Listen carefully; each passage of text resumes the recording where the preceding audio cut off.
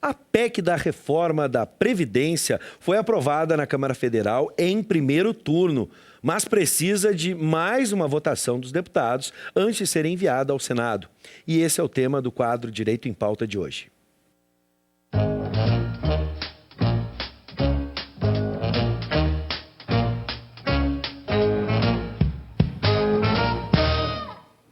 E para entender os principais pontos da reforma da Previdência aprovados até o momento na Câmara dos Deputados, nós contamos com a presença do advogado especialista em direito previdenciário, Dayson Portanova. Seja bem-vindo. Tudo bem, Bisa? É um prazer estar contigo mais uma vez e com os telespectadores aqui nesse Conexão maravilhosa aqui, né? Bom, e o pessoal aí de casa que obviamente está interessado, pensando como, quando, de que jeito eu vou me aposentar a partir de agora, pode mandar sua pergunta 99588-2374 pelo WhatsApp, mensagem de texto. Bom, vamos começar, né? Passou, então, em primeiro turno na Câmara dos Deputados, a reforma da Previdência, ou Nova Previdência, como alguns chamam, segue em votação para o segundo turno. Até chegar ao Senado, devem ocorrer mais mudanças em relação ao texto ou a Câmara já chegou num consenso? Até aqui é isso.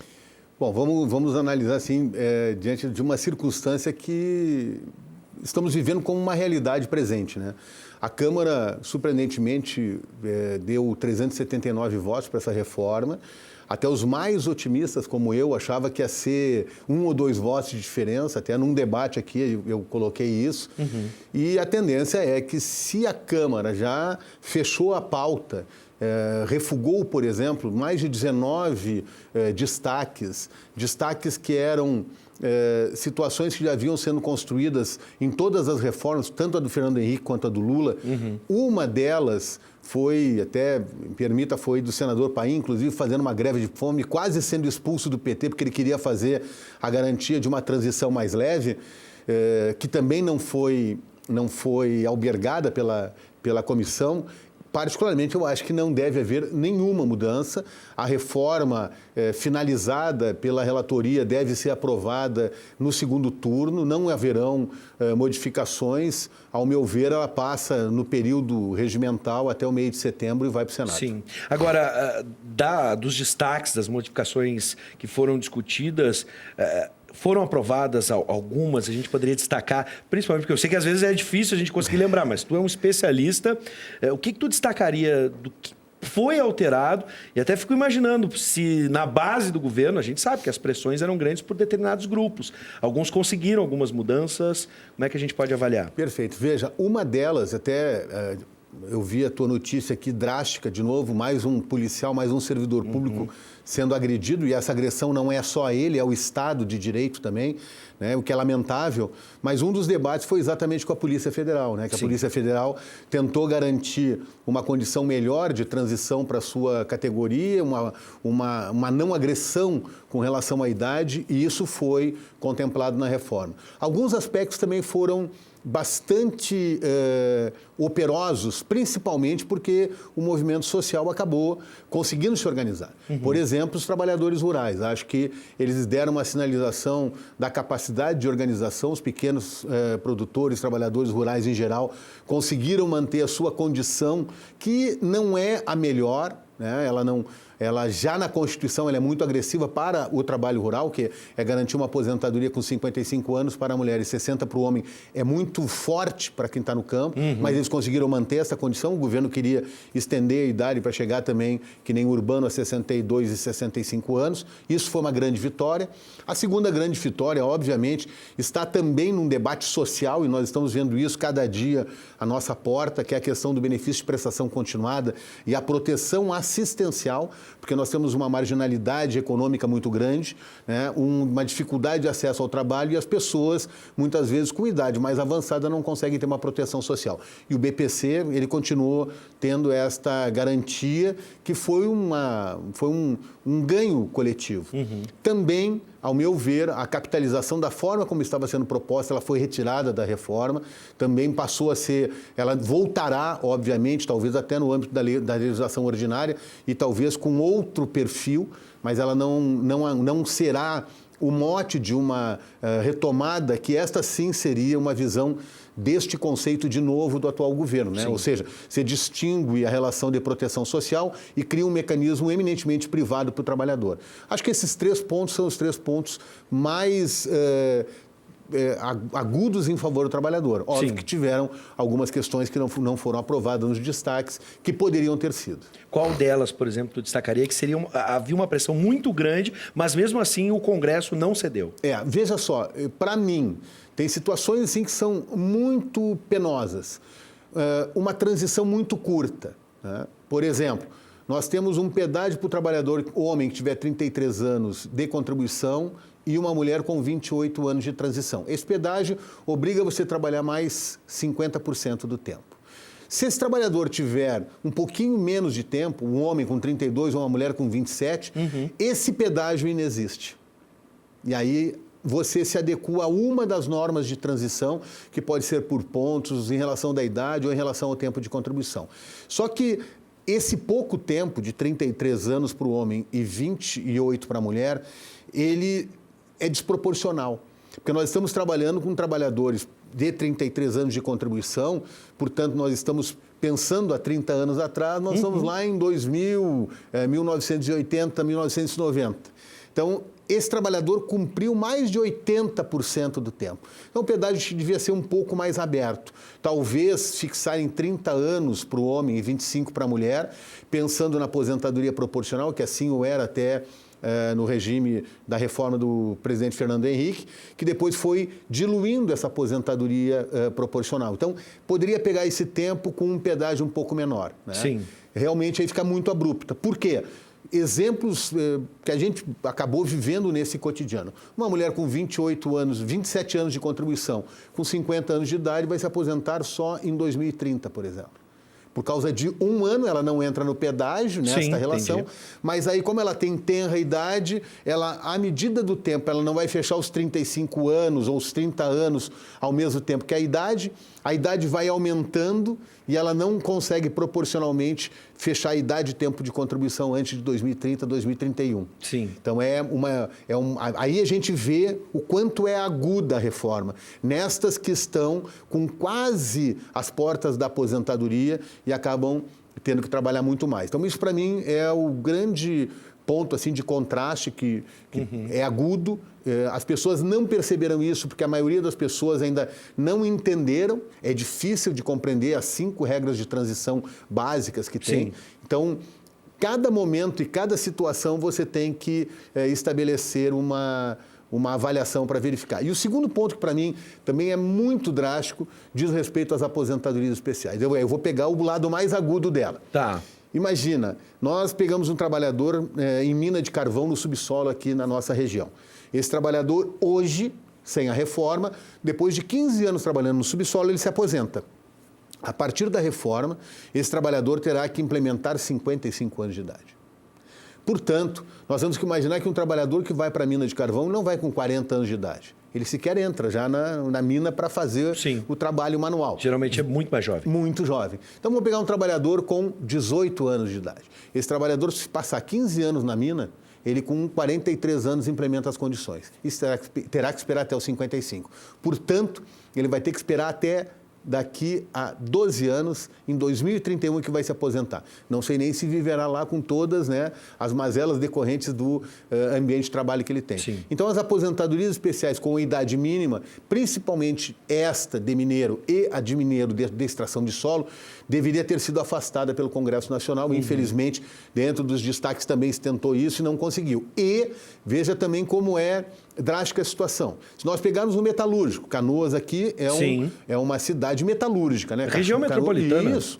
Mas veja só, esse trabalhador, via de regra, ele começa com 14 anos de idade numa escola de aprendizado, ele se forma com 16, ele tem autorização de trabalhar nesse ambiente e ele pode vir a trabalhar 25 anos na metalurgia, exposto à fuligem, ao abrasamento e tal. Esse trabalhador vai ter que trabalhar 25 anos. Se ele começou com 16, ele vai fechar 51 anos de idade. A reforma exige que ele tenha 60. Então, também para esse trabalhador é muito aguda a reforma. Esta aposentadoria não teve uma regra de transição mais eficaz.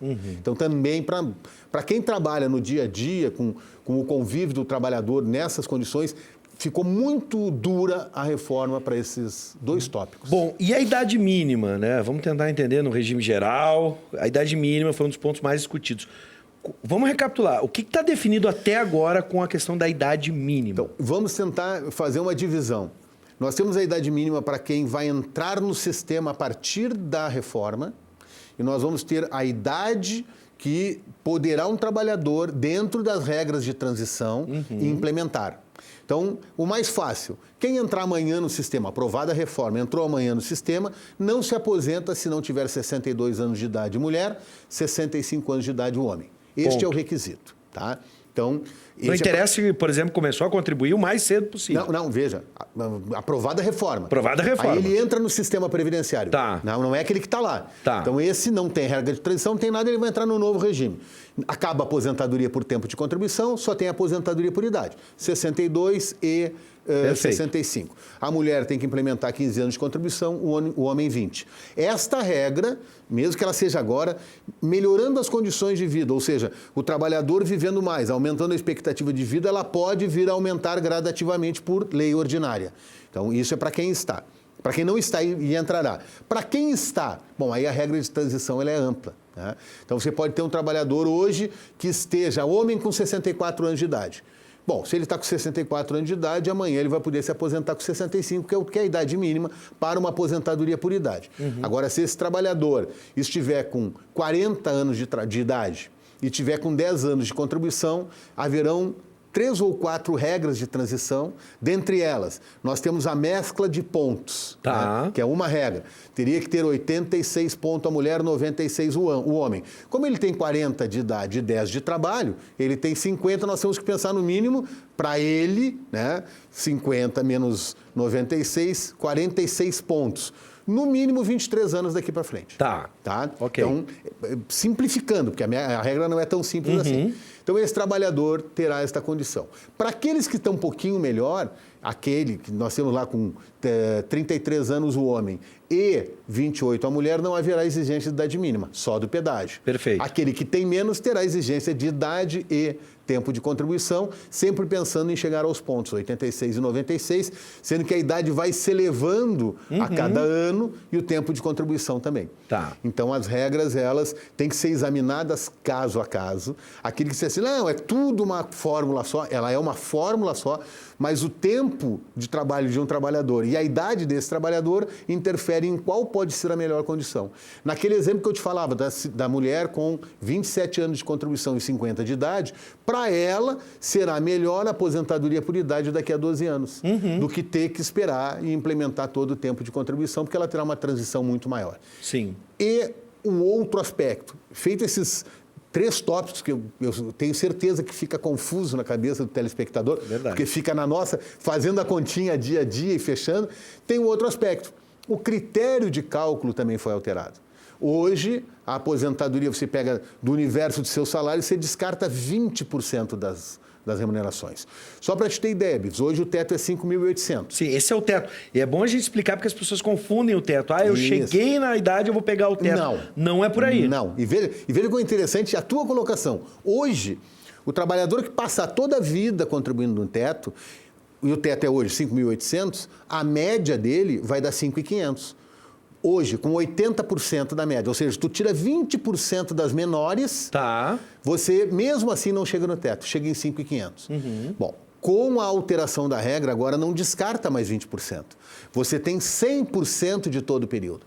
Com isto, olha o que acontece. O teto é 5.800, a média com 80% é 5.500 e a média com 100% cai para 5.200.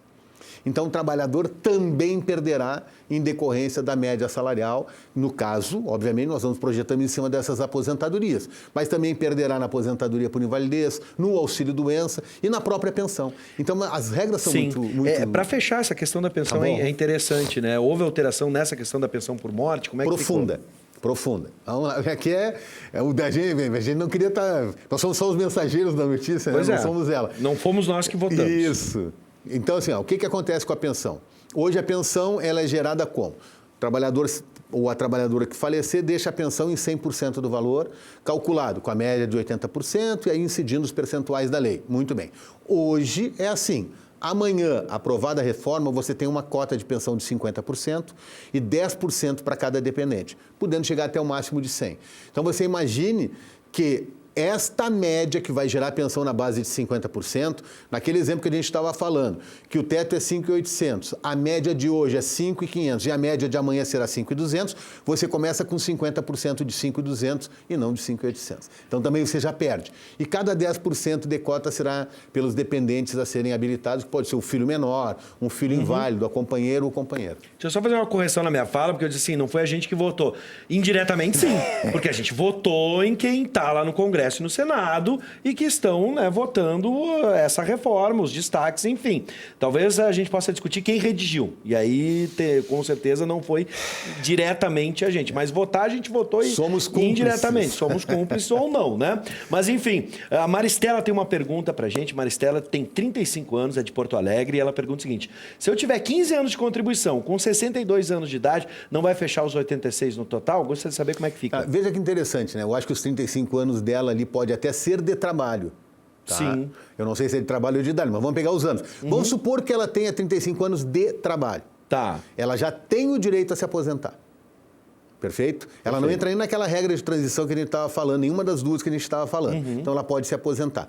Bom, ela pode não atingir os 86 pontos.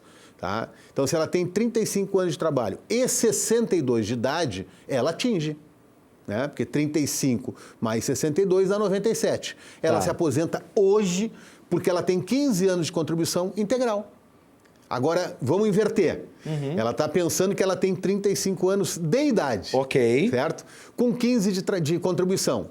Bom, aí o problema dela já não vai ser só os 86 pontos, porque os 86 pontos é para hoje, ou para quando for aprovada a reforma. Sim. Amanhã, em 2020, se aprovada a reforma agora, já passa a ser 87 pontos. Em 2021, 88 e assim sucessivamente. Então, a situação, por isso que eu disse, ela numa questão, ela nos dá um leque para 3 ou 4 ilações, né? Sim. Então, no caso dela, se for 35 anos de idade, ela vai se aposentar só aos 62 anos de idade, né? Porque ela não implementará as condições, porque estatisticamente a gente sabe que os trabalhadores hoje ficam, para cada ano de vida laboral, ele fica 6 meses empregado, então dificilmente ela vai implementar o tempo de contribuição lá na frente. Dr. Dyson Portanova, advogado, especialista em direito previdenciário, tudo que nos resta e o desejo é para ti e o desejo é para você de casa. Muita saúde para que a gente possa chegar até o período, né, de gozar a nossa aposentadoria, que é direito de quem trabalhou e é nada mais justo, né, doutor? E, Bives, é fundamental não só a saúde, né? A gente ter consciência do que está fazendo. Vamos conhecer os nossos direitos, a gente não conhece os nossos direitos. Verdade. Então, o direito previdenciário, o direito tributário, todo o direito consumidor. Se a gente não conhecer, a gente não vai poder fazer o diálogo com a sociedade. Imagino que, sei lá, 80% das pessoas que te procuram para ver o seu benefício, ver a sua aposentadoria, começam a pensar nisso meses... Uma semana antes. Uma semana antes de se aposentar. Não quando começa a trabalhar. O ideal é quando começa a trabalhar. Fica aqui o alerta, comece a pensar isso a partir de agora. Doutor, sempre é um prazer recebê-lo. Muito obrigado, sempre é um prazer estar aqui e agradeço mais uma vez o convite. Até o nosso próximo encontro. Será um prazer.